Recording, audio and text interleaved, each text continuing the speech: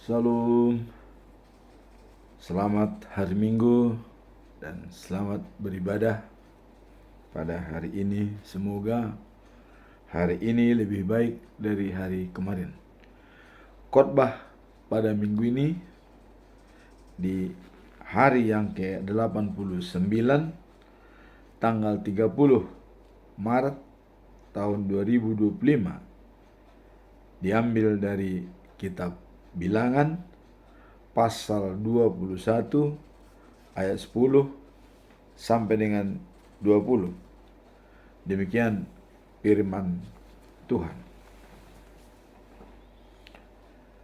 Kemudian berangkatlah orang Israel lalu berkemah di Obot. Berangkatlah mereka dari Obot lalu berkemah dekat rentuhan di Abarim, di padang gurun yang di sebelah timur Moab. Dari situ berangkatlah mereka lalu berkemah di lembah Jered.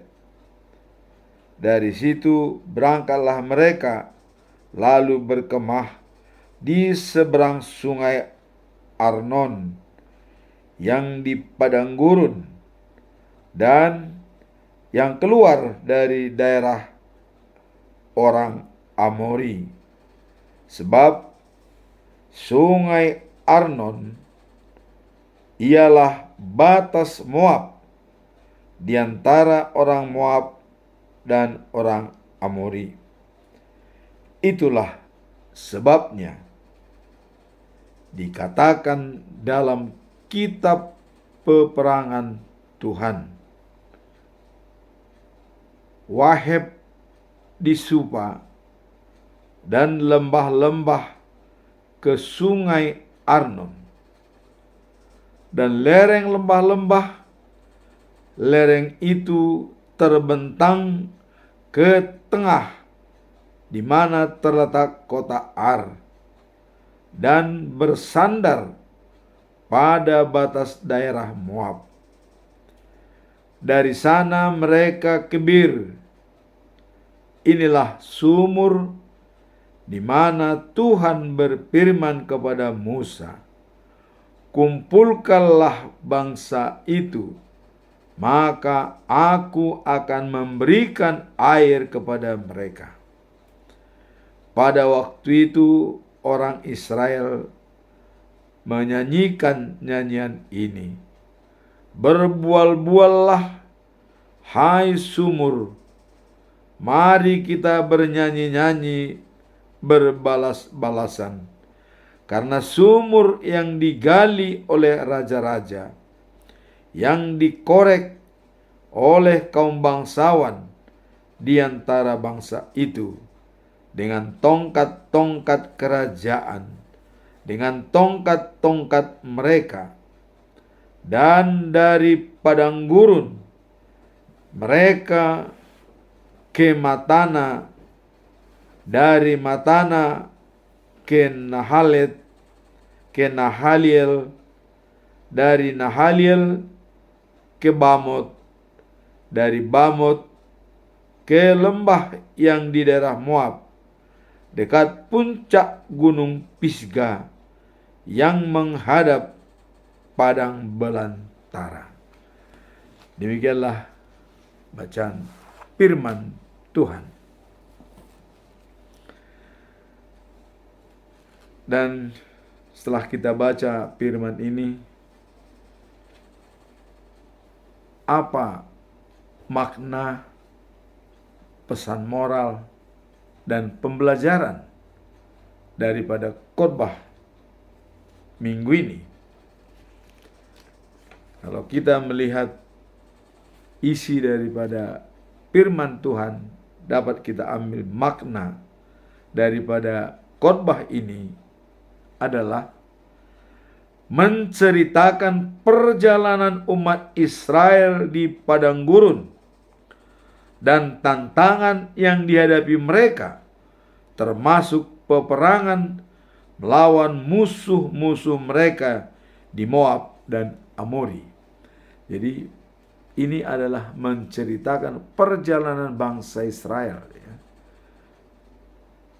di mana mereka menghadapi tantangan yang banyak di perjalanan dengan peperangan, yaitu musuh-musuh mereka seperti Moab dan Amori.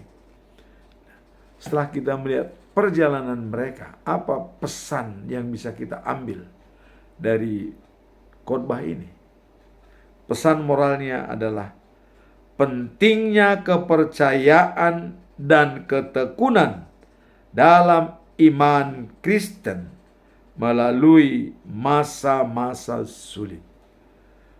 Perjalanan mereka di padang gurun belantara adalah merupakan masa-masa sulit dan menghadapi musuh. Dan juga mungkin menghadapi, tadi dikatakan bahwa air yang tidak ada, ya, sehingga apa yang dinyatakan pada pesan ini, mereka selalu mengandalkan Tuhan. Iman Kristen melalui masa-masa sulit mengandalkan Tuhan sebagai penolong dan juga memberi apa yang mereka butuhkan. Apa pembelajaran dari khotbah ini? Pertama, ayat ini mengajarkan, ya, bagaimana umat Israel, ya, tidak hanya harus berjuang dengan fisik, tetapi juga harus tetap bergantung pada Tuhan untuk bimbingan dan kekuatan dari Tuhan. Jadi pembelajaran pertama adalah mereka, ya, umat Israel tidak hanya berjuang dengan fisik, dengan melalui padang gurun yang begitu menghadapi tantangan dan juga musuh, ya, tetapi juga harus tetap bergantung kepada Tuhan untuk menerima bimbingan dan kekuatan. Jadi di samping mereka lelah, juga tetap mengandalkan Tuhan sebagai sumber kekuatan mereka. Itu yang pertama. Yang kedua, dalam Bilangan pasal 21 ayat 16, kita dapat melihat bahwa sumber air dipercaya sebagai bimbingan Tuhan dan pentingnya kedekatan dengan Tuhan dalam perjalanan hidup sehari-hari. Jadi dengan adanya, ya, bantuan atau merupakan sumber dari Tuhan di sana di mana mereka bisa mendapatkan air di sumur-sumur yang ada digali oleh para raja-raja. Dan ini adalah dengan kedekatan mereka dengan Tuhan. Nah, sehingga dengan adanya mendapatkan sumber air, mereka bernyanyi-nyanyi bahwa mendapatkan air berbual-bual di padang gurun pasir. Artinya mereka mengucapkan syukur kepada Tuhan. Itulah pembelajaran yang kedua.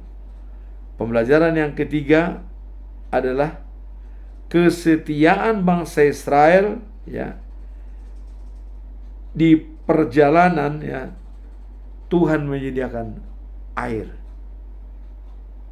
Dalam Bilangan 21 ayat 17, pada waktu itu Israel bernyanyi-nyanyi meminta air keluar dari padang gurun.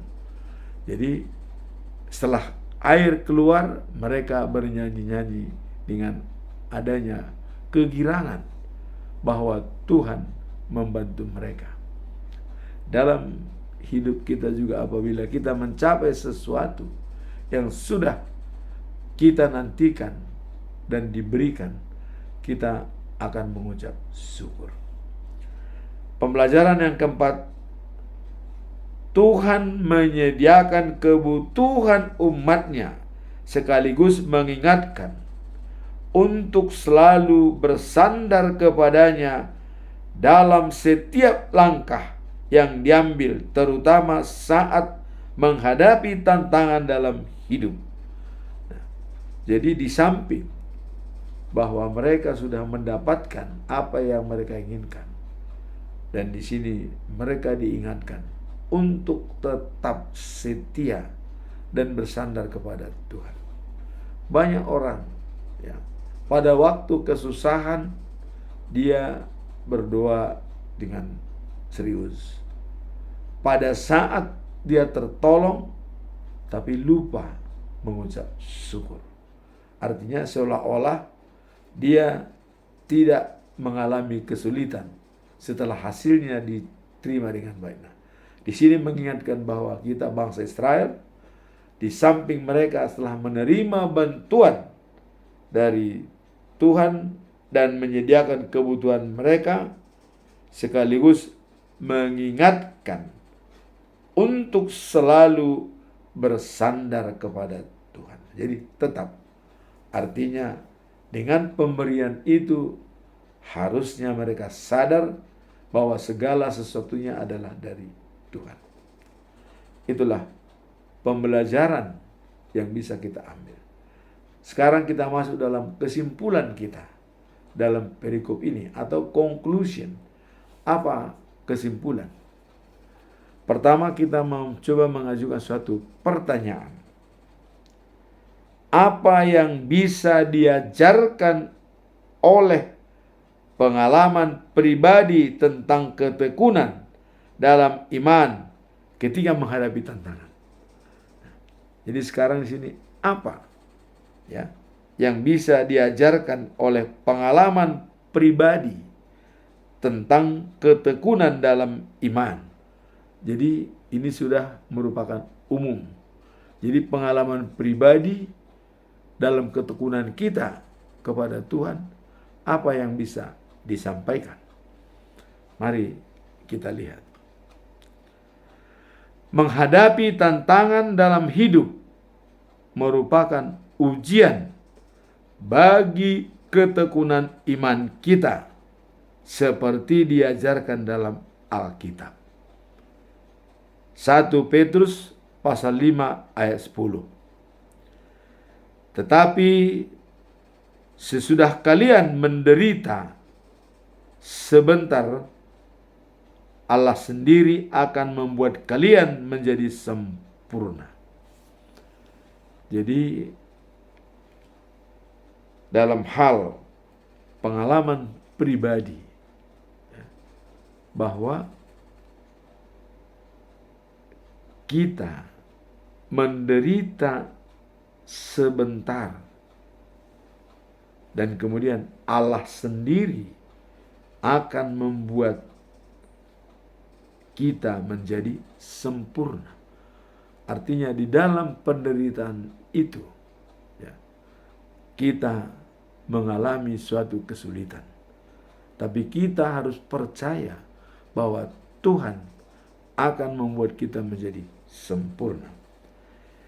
Ia akan menunjukkan dan menguatkan kalian serta mengokohkan kalian, sebab Ia adalah Allah yang sangat baik hati, yang sudah memanggilmu untuk turut merasakan keagungannya yang abadi melalui Kristus. Jadi di sini bahwa Allah yang sangat baik hati, walaupun kita menderita sementara, namun Tuhan tetap memperhatikan kita. Jadi apapun masalah yang kita hadapi, ya, pengalaman pribadi kita, itulah menjadi bahan kita untuk tetap setia dan mengucap syukur kepada Tuhan. Dan juga adalah untuk turut merasakan keagungannya yang abadi melalui Yesus Kristus. Jadi dengan kita dapat bertahan dalam penderitaan, maka keagungannya yang abadi melalui Yesus Kristus. Artinya di sini dikatakan adalah keselamatan untuk hidup yang kekal dan sejati. Itulah kalau kita tabah dalam penderitaan bahwa Allah adalah baik hati untuk menolong kita, mengembalikan kita menjadi sempurna dan bisa menjadi pewaris kerajaan yang disediakan oleh Tuhan Allah melalui Yesus Kristus. Ayat ini menunjukkan meskipun tantangan mungkin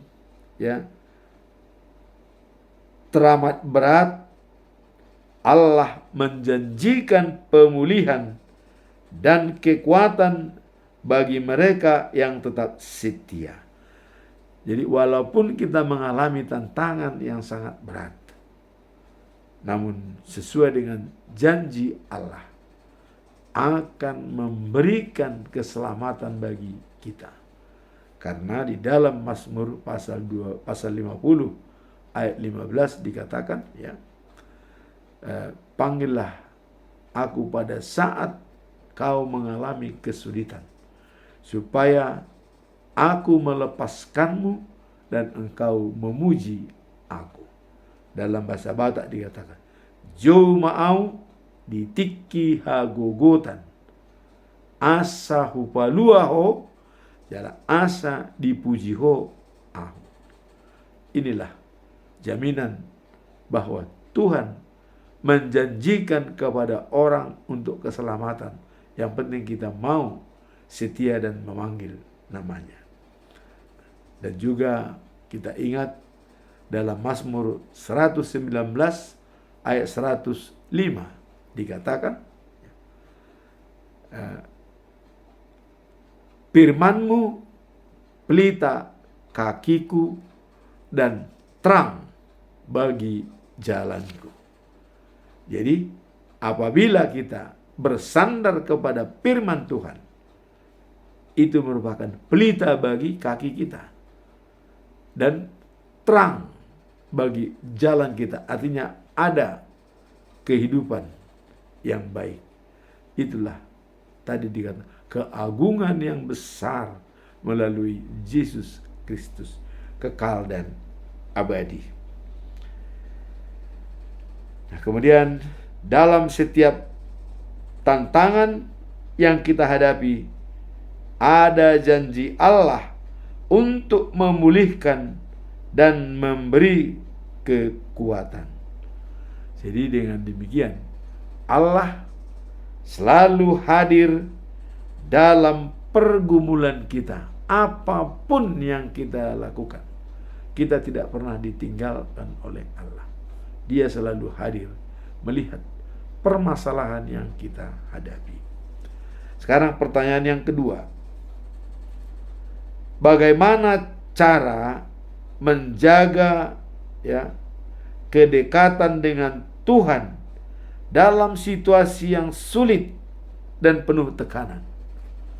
Apakah kita bisa mendekat dengan Tuhan pada saat kita ditimpa oleh penderitaan atau pada saat kita dalam kesulitan? Apakah kita mengingat Tuhan? Ini menjadi pertanyaan. Jadi, apakah dan bagaimana cara menjaga kedekatan dengan Tuhan dalam situasi yang sulit? Artinya ada tantangan yang harus kita hadapi. Caranya adalah menjaga kedekatan dengan Tuhan dalam situasi yang sulit dan penuh tekanan adalah hal yang penting bagi setiap orang. Jadi itu sudah merupakan kewajiban kita untuk menjaga kedekatan dengan Tuhan pada setiap ada tantangan yang kita hadapi. Namun bagaimana cara kita untuk menjalankan kedekatan tersebut? Ini yang menjadi bahan pemikiran kita. Salah satu cara untuk menjaga kedekatan dengan Tuhan adalah melalui doa yang tulus dan punya pengharapan. Jadi doa yang tulus dengan penuh pengharapan. Di dalam Filipi pasal 4 ayat 6 sampai yang 7 dikatakan bahwa jangan khawatir tentang apapun. Ini supaya kita tetap siap. Jangan khawatir tentang apapun. Dan nyatakanlah keinginanmu, permohonan dengan doa, supaya Tuhan memberikan terbaik bagi kita. Sehingga dengan demikian, katanya, damai sejahtera Allah akan melampaui akal dan memelihara pikiran kita. Jadi apabila kita sudah menyerahkan segala kekhawatiran kita, maka damai sejahtera Allah bisa melampaui akal dan memelihara pikiran kita untuk tetap tenang dan bersyukur kepada Tuhan. Itulah yang bisa menjawab cara untuk mendekatkan dengan Tuhan. Serahkan kekhawatiranmu kepada Tuhan, sehingga Dia akan memberikan damai sejahtera dan melampaui segala akal dan memelihara pikiran kita untuk tetap tenang dan mengandalkan Tuhan sebagai sumber kekuatan kita.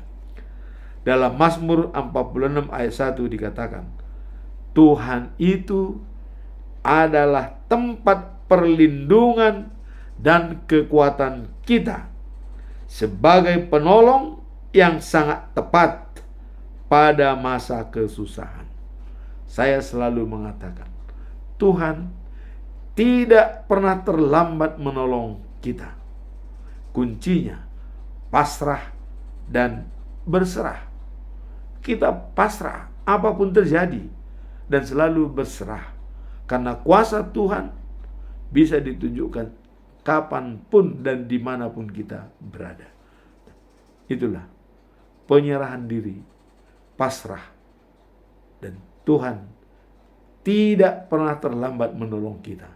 Dia akan datang pada saat-saat kita membutuhkan.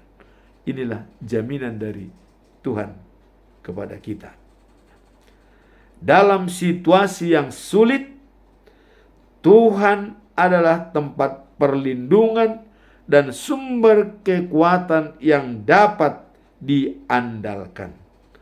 Dia siap membantu dan memberikan penghiburan yang kita butuhkan. Jadi membantu dan memberikan penghiburan yang kita butuhkan, Tuhan akan memberikan kepada kita. Cara kita tadi adalah serahkan dalam doa dengan permohonan kepada Tuhan. Apa yang kita khawatirkan, kita sampaikan permohonan kita dengan doa, sehingga damai sejahtera Allah akan melampaui akal kita dan memelihara pikiran kita untuk tetap tenang dan siap dalam setiap saat. Pertanyaan ketiga, apa dampak dari berbagai pengalaman spiritual kepada orang lain dalam kehidupan sehari-hari? Nah, ini adanya pengalaman spiritual bersama dengan orang lain dalam kehidupan sehari-hari. Apa dampak pengalaman spiritual kita terhadap orang-orang di sekitar kita? berbagi spiritual kepada orang lain dapat memberikan dampak positif yang sangat signifikan atau berfaedah dalam kehidupan sehari-hari. Jadi berbagai spiritual yang kita miliki kepada orang lain itu bisa berdampak positif dan signifikan dalam kehidupan sehari-hari. Baik bagi diri sendiri maupun bagi orang lain. Jadi dampaknya itu, efek sampingnya itu bisa positif bagi diri sendiri dan juga orang lain. Kenapa? Karena pengalaman spiritual adalah merupakan perjalanan hidup yang selalu mengandalkan Tuhan. Apabila kita berbagi pengalaman tersebut kepada orang lain bisa terberkati. Nah, di sini adalah merupakan kesaksian hidup. Nah, sesuai dengan tema kita dalam bulan Maret adalah dikatakan dengan topik yaitu menyebarkan cahaya kemuliaan Tuhan dan menyaksikan kemurahannya melalui iman dan pertobatan. Menyaksikan kemurahannya tadi adalah pengalaman spiritual kita dengan Tuhan. Bisa menyebarkan cahaya kemuliaan Tuhan. Dalam Matius pasal 5 ayat 16 dikatakan, demikianlah hendaknya terangmu bercahaya di hadapan orang, supaya mereka melihat perbuatanmu yang baik, memuliakan Bapamu yang di surga. Jadi perbuatan baik kita itu adalah memuliakan Bapa yang di surga, dilihat, disaksikan oleh orang dengan tindakan kita, dengan menyebarkan cahaya kemuliaan Tuhan dan menyaksikan kemurahannya melalui iman kita. Nah, sehingga dalam Ibrani pasal 10 ayat 24 sampai dengan 25 dikatakan, marilah kita saling memperhatikan supaya kita saling mendorong dalam kasih, dalam pekerjaan baik, dan jagalah kita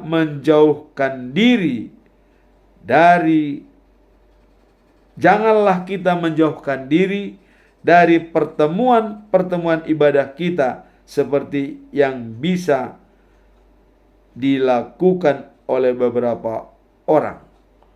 Artinya dengan pertemuan-pertemuan itulah dikatakan pengalaman spiritual kita. Jadi jangan sampai menjauhi pertemuan-pertemuan yang diadakan bersama dengan orang lain. Dan seperti yang biasa dilakukan oleh beberapa orang, dengan berbagai pengalaman spiritual, seseorang dapat memberikan hikmat dan penguatan kepada orang lain. Jadi dengan penguatan spiritual kita itu bisa meyakinkan orang lain untuk pertobatan dan berbuat baik, dengan meyakinkan bahwa Tuhan adalah sumber kekuatan dan juga keamanan kita. Kalau kita melihat dalam prakhotbah atau epistel yang dikatakan Yohanes pasal 4 ayat 4 sampai 14 di mana Yesus dengan wajib bersama dengan orang Samaria. Apa yang digambarkan di sini? Di kehidupan ya yang diberitakan oleh Yesus. Artinya bagaimana kehidupan di Samaria. Itu digambarkan oleh Yesus. Dikatakan bahwa Yesus adalah sumber kehidupan yang sejati yang dapat memenuhi kebutuhan spiritual manusia secara mendalam. Jadi artinya dengan sumber spiritual yang sejati dan kehidupan adalah Yesus. Maka dikatakan tadi dalam Ibrani pasal 10 ayat 24-25 dikatakan bahwa marilah kita saling memperhatikan supaya kita saling mendorong dalam kasih dan dalam pekerjaan baik, dan janganlah kita menjauhi ibadah kita seperti yang biasa dilakukan oleh beberapa orang yang sudah melupakan pertemuan-pertemuan ibadah, pertemuan-pertemuan komunitas. Karena itulah membimbing spiritual kita untuk lebih baik. Nah, sehingga dengan pertanyaan apa dampak dari berbagai pengalaman spiritual, disinilah pengalaman spiritual kita mengandalkan Yesus Kristus. Karakter Allah adalah kasih. Bisa memperkuat kita, memperkuat spiritual daripada orang lain, sehingga berdampak positif dan sangat berguna dalam kehidupan sehari-hari. Itulah khotbah pada minggu ini yang menyebarkan cahaya kemuliaan Tuhan dan menyaksikan kemurahannya melalui iman dan pertobatan, agar kita bisa menjadi dipenuhi dengan kekuatan dan juga adalah damai sejahtera yang melampaui segala akal dan juga memelihara pikiran kita untuk menjadi tenang dan damai. Itulah khotbah minggu ini. Tuhan tidak pernah terlambat menolong kita. Sepanjang kita pasrah dan berserah dan nyatakan dalam doa segala kesulitan yang kita hadapi, agar Tuhan bisa menjawabnya dengan ucapan syukur kepada Tuhan. Amin. Tuhan memberkati kita semua.